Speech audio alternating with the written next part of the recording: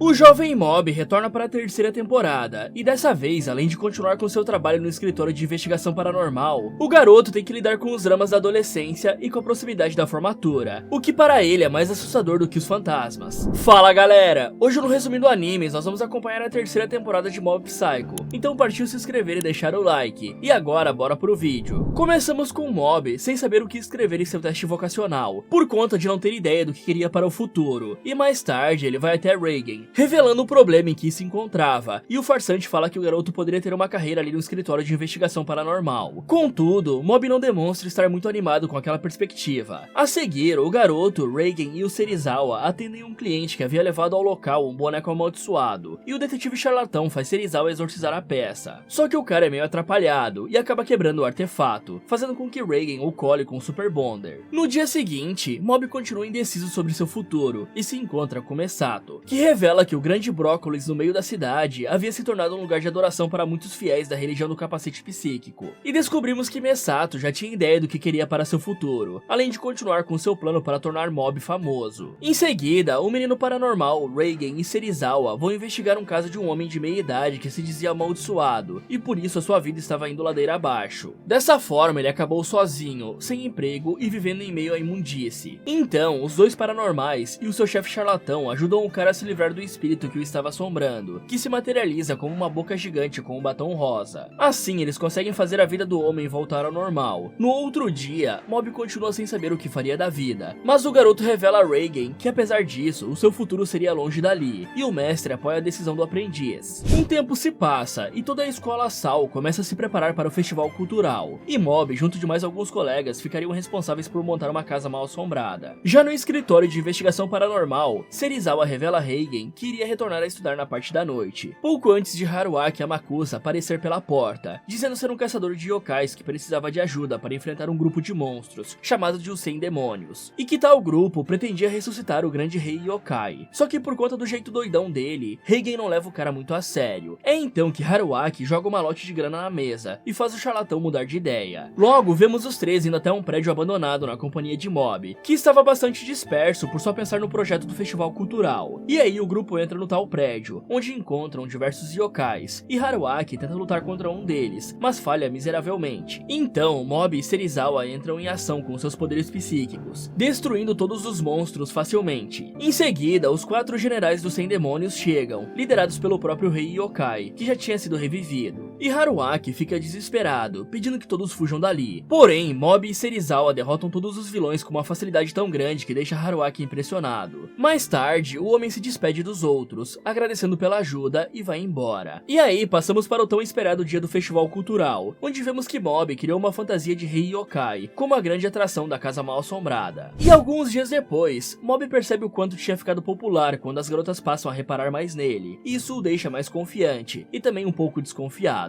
Em uma tarde, ele marca de se encontrar no mesmo dia com Tommy, do clube de telepatia, para procurar uns médiums, e também com Mesato, para ir até uma reunião da religião do capacete psíquico, onde haveria um teste para descobrirem quem era o verdadeiro líder do culto. E vemos que muitos farsantes tinham se inscrito para a aprovação, inclusive Kirin, o presidente da União Espiritual Nascer do Sol. Por isso, Mesato convence Mob a ir até lá, ao dizer que se ele se revelasse como líder do culto, Takane, a crush dele, iria passar a notá-lo. Nessa hora, também descobrimos que o brócolis gigante passou a crescer ainda mais com a energia de todos que a adoravam, e que Covinhas estava se aproveitando disso para roubar a energia e se fortalecer. Então, vemos que o escritório de Reigen havia sido contratado para investigar um caso de plantas sobrenaturais, que estavam causando deterioração em vários pontos da cidade. E mais tarde, Mob revela ao mestre que estava pensando em se revelar para o culto, e o cara dá maior força para o rapaz, ao perceber como a seita tinha se tornado gigante, recebendo muito dinheiro de doações. Reigen até mesmo dá uma grana para Mob comprar uma roupa nova, e o menino vai às compras na companhia de Teru. Só que no grande dia, nem Tommy nem Mesato aparecem, e na sede da religião do capacete psíquico, um ser surge se passando pelo criador, e para isso ele usa os seus poderes de controlar os vegetais para convencer o público. No dia seguinte, quando o Mob vai confrontar as duas moças por terem lhe dado um bolo, tanto Tommy quanto Mesato agem de forma estranha, como se tivessem sofrido uma lavagem cerebral. E vemos que isso realmente tinha acontecido, mas não só com elas, e sim com praticamente toda a cidade, pois os membros da religião do capacete capacete psíquico tinham espalhado pelo local diversos alimentos com o pó do brócolis gigante. E Teru também foi um dos afetados, mas de alguma forma o rapaz consegue se libertar do controle mental. Desse jeito, ele vai confrontar o farsante líder da seita, descobrindo que ele era na verdade Covinhas, que tinha criado um corpo para si a partir do brócolis gigante. Logo, os dois começam uma luta, onde Covinhas sai vencedora. Em paralelo, Reigen conclui que as plantas que estavam causando deterioração por toda a cidade vinham do brócolis, de forma que ele e Mob deveriam destruir o grande vegetal. E aí eles recrutam Ritsu para ajudá-los na missão, só que o garoto já tinha provado uma bala com o pó do brócolis e entrega os planos dos dois aos comparsas. Então Reigen e Mob passam a serem perseguidos pela cidade inteira, que queria impedi-los de destruir o brócolis, e de alguma forma Reigen acaba sofrendo lavagem cerebral também. Assim, Mob termina indo sozinho enfrentar Covinhas, e ao passar pelo meio dos seguidores da religião do capacete psíquico, vemos que toda a cidade já tinha sido afetada pelo pó, inclusive os amigos de Mob e sua crush, e eles saúdam o garoto como um dos seus criadores. Dentro do brócolis, Mob encontra com Covinhas e Teru desacordado, e o espírito tenta fazê-lo se juntar a ele, dizendo para os dois liderarem a religião do capacete psíquico. Porém, Mob não compartilha da mesma visão de mundo que ele, e dispensa essa proposta. Nesse instante, Covinhas liberta Teru, que começa uma luta contra Mob, só que ela não dura muito tempo, pois o assistente de Reigen lança o amigo para fora do brócolis. Depois, ele parte para cima de um exército de Covinhas, e percebe que estar naquele local sugava os seus poderes, e que isso deixava Covinhas bastante confiante de que venceria o confronto. Contudo, Mob demonstra ter um poder absurdamente grande, e continua a luta mesmo debilitado. É então que Covinhas muda para sua forma Covinhas Gold, com poderes divinos, e lança um poderoso ataque. Só que aquilo não derruba Mob, e o garoto retorna com a sua escala de fúria carregada ao máximo. No entanto, o golpe de Covinhas acabou revelando uma camisa muito feia que Teru havia escolhido para Mob, e o espírito comenta que aquilo era de muito mau gosto. Então, Mob fica feliz com a sinceridade de Covinhas, e ao invés de atacá-lo, faz com que o ser perceba que a amizade deles é mais importante que poder, e assim consegue que o amigo desista daquela loucura. Dessa forma, Covinhas desfaz o feitiço de controle mental das pessoas e apaga as memórias delas. Em seguida, Mob desmaia de exaustão, e o Covinhas Gold o carrega para casa. Porém, antes que saiam do brócolis gigante, eles são atacados por cópias de Mob, que agora eram controladas pelo vegetal, que tinha adquirido consciência própria. Assim, Covinhas começa a enfrentar os seres enquanto ele tenta proteger Mob, e percebe que eles estavam roubando a sua energia. Por isso, ele os leva para fora do brócolis, onde enfrenta centenas de inimigos. Um tempo depois, ele vai até Mob, que estava bastante enfraquecido, e usa seus poderes de controle mental para fazê-lo criar forças e ir embora sozinho. A seguir, ele enfrenta a consciência do grande brócolis e se sacrifica para destruí-la. Mais tarde, vemos Mob conversando com Ritsu, que demonstra não ter lembranças do que havia acontecido. E o próprio Mob também demonstra não se lembrar das coisas direito, mas mesmo assim ele sofre pela perda do amigo Covinhas. Alguns dias se passam, e Tommy entra em pânico com a proximidade da formatura, e acaba dissolvendo o clube de telepatia, já que eles estavam prestes a se separarem mesmo. Então, os outros membros do clube ficam em choque, e resolvem procurar por Mob para que ele os ajudasse a encontrar um telepata. Ritsu dá a ideia deles irem até os gêmeos Daichi e Kaito. No entanto, os irmãos revelam que não tinham a capacidade de se comunicarem com outras pessoas, apenas entre eles dois. Contudo, eles explicam que conseguiriam enviar um sinal para algum telepata se alguém poderoso pudesse ampliar os seus poderes. Dessa forma, os jovens emitem um sinal, usando Mob como amplificador, e é quando conhecemos Momozo Takenaka, um ex-membro do clube de telepatia, que tinha abandonado o grupo após perceber que ninguém ali tinha poderes como ele. E Mob pede ajuda do rapaz, que inicialmente não parece disposto a ajudar, mas acaba cedendo. Já no escritório de investigação paranormal, Reigen convida Serizawa para tomar uma gelada, e o cara recusa, pois tinha um compromisso com seus colegas de classe. Nessa hora, Reigen recebe uma ligação de Mob, pedindo para ele liderar uma excursão até o Monte Barco de Lama, onde ele e os demais usariam os poderes de Takenaka para convocar um OVNI, e assim deixarem Tommy feliz com a descoberta. Só que a garota não se mostra muito disposta a ir com eles, mas ela acaba aparecendo no local combinado no dia da excursão, que é na véspera do ano novo. E lá ela descobre que Takenaka era um telepata, porém a garota não leva muita fé nele. Porém, mesmo assim, Tommy segue com os demais até as montanhas. E aí, ao chegar no lugar, o grupo acaba se perdendo momentaneamente, e quando reencontram o caminho, Tommy diz que queria voltar, mas Mob a incentiva a continuar. Assim, o grupo logo chega até o topo de uma montanha, onde Takenaka começa um ritual para invocar um OVNI. E Tommy é convencida pelos amigos de que o importante ali não era encontrar paranormais, e nem OVNIs, e sim se divertir com os amigos. Desse jeito, ela incentiva todos a participarem do ritual, menos Reigen, que escolhe ficar de fora observando. E ao verem que o rito não deu resultado, Takenaka revela que o livro de onde ele tirou aquilo foi escrito por um homem preso por fraude, de forma que o ritual deveria ser falso, assim como todas as informações sobre os OVNIs no tal livro. E mesmo com aquela informação, os jovens se mostram felizes por terem tentado. Reigen então fala para eles descerem a montanha, mas Mob tem a ideia de usar os seus próprios poderes para invocar os aliens, e por sorte aquilo dá certo, e o grupo é levado até a borda da nave de alienígenas rosas. Lá eles passam o tempo todo se divertindo com os seres, e Reigen vê em seu relógio que já era ano novo. Na manhã seguinte, o grupo troca presentes com os aliens e é devolvido à Terra, felizes pela experiência. Contudo, vemos que Inukawa não foi devolvido junto com os demais, e digamos que ele passou a ser amado pelas criaturas, que pareciam ser todas do sexo feminino, se é que vocês me entendem.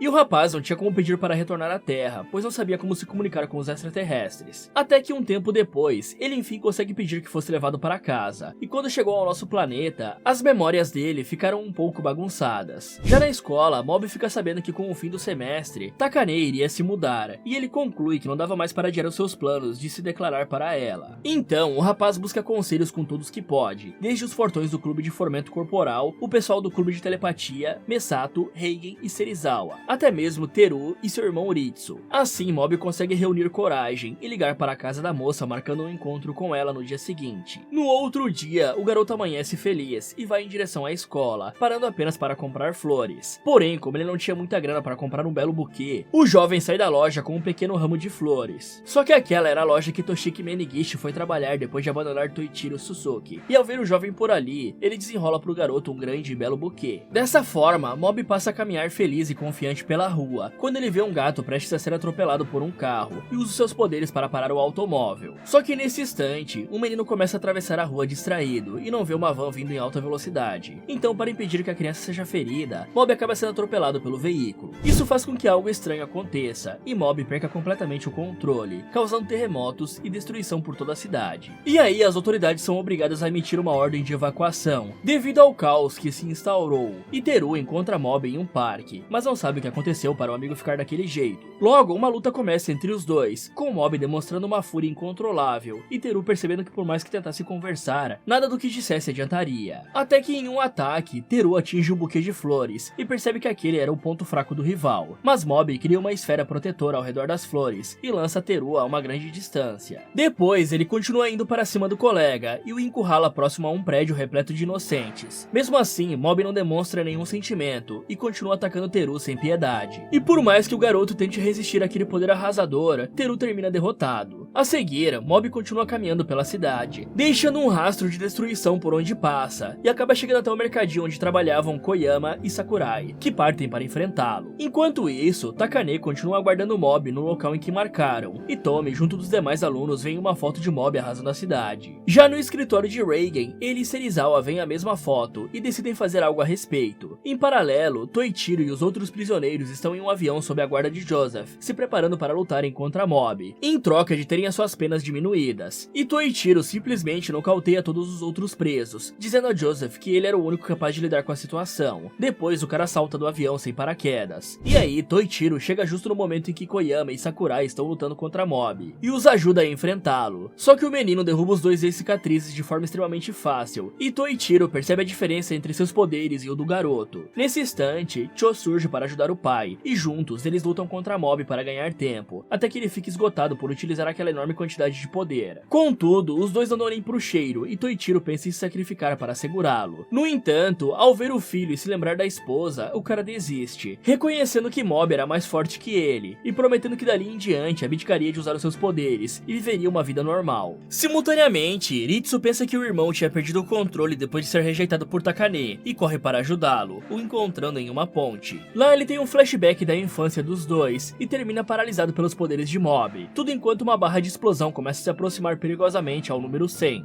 Então, assim que o Mob do mal ataca o Ritsu, aquela barra explode, e vemos que essa contagem era de Ritsu e não de Mob, e ele libera um imenso poder, quase destruindo o buquê de flores. Só que Mob contra-ataca, e o choque dos dois poderes joga Ritsu para longe, e cria um imenso furacão bem no meio da cidade. Em paralelo, vemos Reigen e Serizawa chegando ao local, enquanto Mob passa por um confronto interno entre o seu lado bom e o lado mal. E toda aquela fúria era devido à vontade de Mob de não faltar ao encontro com Takane, e por isso a sua parte ruim assumiu o controle, já que o corpo do rapaz não estava mais respondendo devido ao atropelamento. Então Reigen decide falar com o pupilo sozinho e faz de tudo para se aproximar dele, mas é sempre rechaçado por Mob. Contudo, mesmo ferido e com as roupas rasgadas, Reigen não desiste do garoto, até que enfim termina sendo derrotado. Desse jeito, Mob continua o seu caminho em direção ao parque no qual Takane o aguardava, mesmo com toda aquela destruição ao seu redor. E vemos que o menino continuava com seu dilema interno, quando Reigen ressurge do nada, dividindo seu corpo com covinhas, que havia retornado através da espiral de poder criada pelo choque dos poderes de Mob e Iritsu. E o investigador charlatão confessa em voz alta para o aprendiz sobre todas as mentiras que contou, e sobre o fato de ter apenas usado Mob por todo aquele tempo. Ele então pede desculpas por aquilo, mas fala que graças a essas mentiras pôde conhecer Mob, e finaliza pedindo que o aprendiz possa se aceitar. E essas palavras contêm a fúria de Mob, que entra em harmonia com seu outro eu. Em seguida, Reigen o incentiva a ir atrás de Takane, só que depois de tudo o que passou, Mob ainda leva um toco da garota, e acaba consolado pelo mestre. Um tempo se passa, e vemos que um novo ano letivo começou, e Mob continua com suas atividades no clube de fomento corporal. Mais tarde, ao voltar da escola com seu irmão Ritsu, ele vê um gato em cima de um poste, e ao invés de usar os seus poderes para salvá-lo, Mob sobe até lá para pegá-lo, mas o gatuno apenas salta para uma árvore e vai embora. A seguir, ele e Ritsu se encontram com Teru, que os acompanha até o escritório de Reigen, onde descobrimos que Tomi agora trabalhava como secretária. Aí, a garota pergunta a Mob sobre Takane, com quem o rapaz mantinha contato frequente, mesmo que a moça tivesse o rejeitado, e ele fica meio sem graça de responder. Após isso, os membros do clube de telepatia aparecem por ali, junto com Cho e o pessoal dos laboratórios Despertara. E encerramos a temporada vendo que todos haviam se reunido ali para surpreender Reigen com uma festa de aniversário surpresa. Fala galera, vocês gostariam de mais uma temporada de Mob Psycho? Me contem nos comentários. Já imaginou comer um dedo podre e se tornar extremamente poderoso? É exatamente isso que esse cara fez. Quer saber o que vai acontecer nessa história? Então clique aqui nesse vídeo, ou aproveite para ver outras sugestões do Resumindo Animes. Muito obrigado por assistir e até o próximo.